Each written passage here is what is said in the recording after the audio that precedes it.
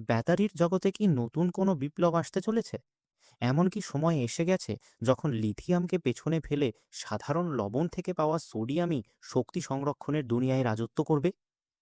আজ আমরা এমন একটি প্রযুক্তি নিয়ে আলোচনা করব যা শুধু ব্যাটারি শিল্পকেই বদলে দিতে পারে না, বরং আমাদের দৈনন্দিন জীবনকেও আমূল পরিবর্তন করতে পারে। এটি হলো সোডিয়াম আয়ন ব্যাটারি প্রযুক্তির গল্প। একটি সাশ্রয়ী, নিরাপদ এবং পরিবেশ বান্ধব বিকল্প যা ভবিষ্যতে লিথিয়ামের অন্যতম বড় প্রতিদ্বন্দ্বী হয়ে উঠতে পারে। আর সবচেয়ে মজার বিষয় হলো, এটি শুধু কল্পনা নয়।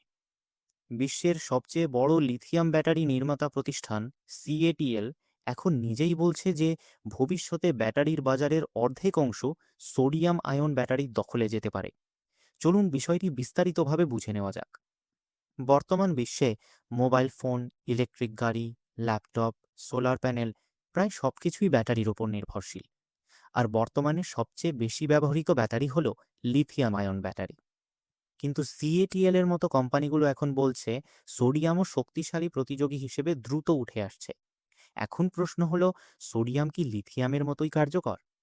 প্রযুক্তিগত দৃষ্টিকোণ থেকে দেখলে সোডিয়াম আয়ন ব্যাটারি প্রায় লিথিয়াম আয়ন ব্যাটারির মতোই কাজ করে। পার্থক্য শুধু এতটুকু যে এখানে লিথিয়ামের পরিবর্তে সোডিয়াম আয়ন ব্যবহার করা হয়। আর এই সোডিয়ামই আমরা সাধারণ লবণের মধ্যে পাই, সমুদ্রে, মাটিতে, প্রায় সর্বত্র। এখন একটু ভাবুন, লিথিয়াম একটি সীমিত ও ব্যয়বহুল ধাতু। তার পরিবর্তে যদি সস্তা, সহজলভ্য এবং প্রচুর পরিমাণে পাওয়া সোডিয়াম ব্যবহার করা যায়, তাহলে ব্যাটারি কতটা সাশ্রয়ী ও সহজপ্রাপ্য হয়ে উঠতে পারে। সিএটিএল বা কন্টেম্পোরারি অ্যাম্পেরেক্স টেকনোলজি লিমিটেড হল বিশ্বের বৃহত্তম ব্যাটারি প্রস্তুতকারী প্রতিষ্ঠান। 2023 সালে বিশ্বের মোট ব্যাটারির প্রায় 40%ই সিএটিএল উৎপাদন করেছিল। আর 2024 সালের নভেম্বর মাসে সিএটিএল এর সহপ্রতিষ্ঠাতা রবিন জেং একটি সাক্ষাৎকারে বলেছিলেন যে ভবিষ্যৎ শুধুমাত্র সলিড স্টেট ব্যাটারির নয়, বরং সোডিয়াম আয়ন ব্যাটারিরও। তার মতে আগামী কয়েক বছরে সিএটিএল এর মোট ব্যাটারি চাহিদার প্রায় অর্ধেকই সোডিয়াম প্রযুক্তির মাধ্যমে পূরণ করা সম্ভব হবে। সিএটিএল ইতিমধ্যেই তাদের ফ্রিভোই ব্যাটারিতে সোডিয়াম ও লিথিয়ামকে একত্রিত করে একটি হাইব্রিড সিস্টেম বাজারে এনেছে, যা দীর্ঘ দূরত্ব অতিক্রমকারী ইলেকট্রিক যানবাহনের জন্য তৈরি। এখন জেনে নেওয়া যাক সোডিয়াম আয়ন ব্যাটারির প্রযুক্তিগত বৈশিষ্ট্যগুলো কি। সাধারণভাবে সোডিয়ামের আচরণ অনেকটাই লিথিয়ামের মতো, তাই এই ব্যাটারিগুলোর গঠনও প্রায় একই ধরনের হয়। যদি এনার্জি ডেনসিটির কথা বলা হয়, তাহলে প্রচলিত লিথিয়াম ব্যাটারির এনার্জি ডেনসিটি সাধারণত প্রতি কিলোগ্রামে প্রায় 160 ওয়াট ঘন্টা পর্যন্ত হয়ে থাকে।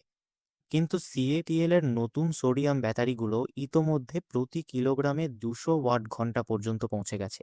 অর্থাৎ এই ব্যবধান দ্রুত কমে আসছে। তাপমাত্রা সহনশীলতার ক্ষেত্রে সোডিয়াম ব্যাটারি -40 ডিগ্রি সেলসিয়াস পর্যন্ত কার্যকরভাবে কাজ করতে পারে। অন্যদিকে লিথিয়াম ব্যাটারি -20 ডিগ্রি সেলসিয়াসের নিচে গেলে নানা সমস্যা দেখা দিতে শুরু করে।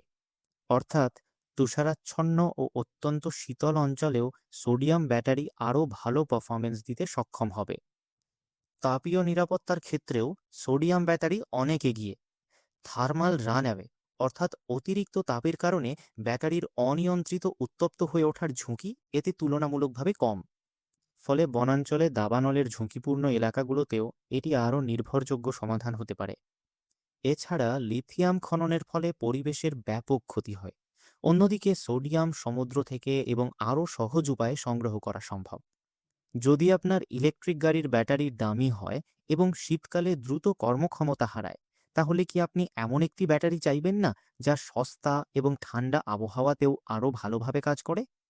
অর্থাৎ এই দৌড়ে সিএটিএল একা নয়, বিশ্বের দ্বিতীয় বৃহত্তম ব্যাটারি নির্মাতা প্রতিষ্ঠান প্রতিযোগিতায় পিছিয়ে নেই। বিওয়াইডি লক্ষ্য নির্ধারণ করেছে যে 2027 সালের মধ্যে তারা প্রতি বছর 30 গিগাওয়াট ঘন্টা ক্ষমতার সোডিয়াম ব্যাটারি উৎপাদন করবে। শুধু তাই নয়, বিওয়াইডি এর দাবি অনুযায়ী 2025 সালের মধ্যেই সোডিয়াম ব্যাটারির দাম লিথিয়াম আয়রন ফসফেট বা এলএফপি ব্যাটারির সমপর্যায়ে নেমে আসবে। আর পরবর্তীতে এটি এলএফপি ব্যাটারির তুলনায় প্রায় 70% পর্যন্ত সস্তা হতে পারে। এছাড়াও বিওয়াইডি ইতিমধ্যে এমসি কিউব নামের একটি utility scale sodium energy storage সিস্টেমও চালু করেছে। শুধু সিএটিএলও নয়, এখন আরও অনেক প্রতিষ্ঠান এই খাতে বিনিয়োগ করছে। যেমন চীনের ঝিয়াংসু হিনা এনার্জি নামের কোম্পানি 20 গিগাওয়াট ক্ষমতা সম্পন্ন একটি সোডিয়াম ব্যাটারি কারখানা নির্মাণ করছে। অন্যদিকে যুক্তরাষ্ট্রের ন্যাট্রন এনার্জি এমন সোডিয়াম ব্যাটারি তৈরি করেছে যা প্রচলিত ব্যাটারির তুলনায় 10 গুণ দ্রুত চার্জ হতে পারে এবং যার আয়ুষ্কাল 50,000 চার্জ সাইকেল পর্যন্ত। তবে হ্যাঁ, এখনও কিছু সীমাবদ্ধতা রয়েছে, যেমন এদের এনার্জি ডেন্সিটি তুলনামূলকভাবে কম। কিন্তু স্থির শক্তি সংরক্ষণ ব্যবস্থায়, যেমন ডেটা সেন্টার বা গ্রিড স্টোরেজে, এগুলো অত্যন্ত কার্যকর। এদিকে এমআইটি এর ডিঙ্কা ল্যাব এমন একটি ব্যাটারি তৈরি করেছে যার ক্যাথোড সম্পূর্ণরূপে জৈব বা অর্গ্যানিক উপাদানে তৈরি। এই প্রযুক্তি কোনো ধাতুর উপর নির্ভরশীল নয়, অর্থাৎ কোবাল্ট, নিকেল বা লিথিয়ামের কোনো প্রয়োজন নেই। সবচেয়ে গুরুত্বপূর্ণ বিষয় হলো এই জৈব ক্যাথোড সহজে দ্রবীভূত হয় না এবং দ্রুত নষ্টও হয় না। এই প্রযুক্তির মাধ্যমে সম্পূর্ণ ধাতুমুক্ত ব্যাটারি তৈরি করা সম্ভব হতে পারে, যা হবে সাশ্রয়ী, দীর্ঘস্থায়ী এবং পরিবেশের জন্য অত্যন্ত উপকারী। এখন আপনি একজন মধ্যবিত্ত পরিবারের সদস্য এবং একটি সাশ্রয়ী মূল্যের ইলেকট্রিক স্কুটার কিনেছেন, কিন্তু শীতকালে সেটি খুব দ্রুত চার্জ হারিয়ে ফেলে। এখন কোম্পানি আপনাকে আরেকটি বিকল্প দিচ্ছে, সোডিয়াম ব্যাটারি চালিত একটি স্কুটার, যা ঠান্ডা আবহাওয়াতেও ভালো পারফর্ম করবে, দামেও সস্তা এবং পরিবেশের জন্যও বেশি উপযোগী। তাহলে আপনি এমন একটি বিকল্প বেছে নিতে চাইবেন না? একইভাবে যদি সরকার গ্রামাঞ্চলে ব্যাপকভাবে সোলার প্ল্যান্ট স্থাপন করে এবং শক্তি সংরক্ষণের জন্য সাশ্রয়ী সোডিয়াম ব্যাটারি ব্যবহার করে, তাহলে সেটি নিঃসন্দেহে একটি শক্তি বিপ্লবের সূচনা করবে। তাই বর্তমানে লিথিয়াম এখনও বাজারের 1 নম্বর প্রযুক্তি, কিন্তু সোডিয়ামের আগমন ইতোমধ্যেই ঘটেছে। সিএটিএল, বিওয়াইডি, ন্যাট্রনের মতো বড় বড় প্রতিষ্ঠান এখন সোডিয়াম প্রযুক্তির ওপর বড় বাজি ধরছে। প্রযুক্তিগতভাবে এটি শক্তিশালী, পরিবেশের জন্য বেশি উপযোগী এবং উৎপাদন ব্যয়ও তুলনামূলকভাবে কম। আর হ্যাঁ, অটোমোবাইল ইঞ্জিনিয়ারিং কোর্স সম্পর্কে জানতে আমাদের সাথে যোগাযোগ করুন। যদি ভিডিওটি ভালো লাগে তাহলে লাইক, শেয়ার, সাবস্ক্রাইব করতে ভুলবেন না।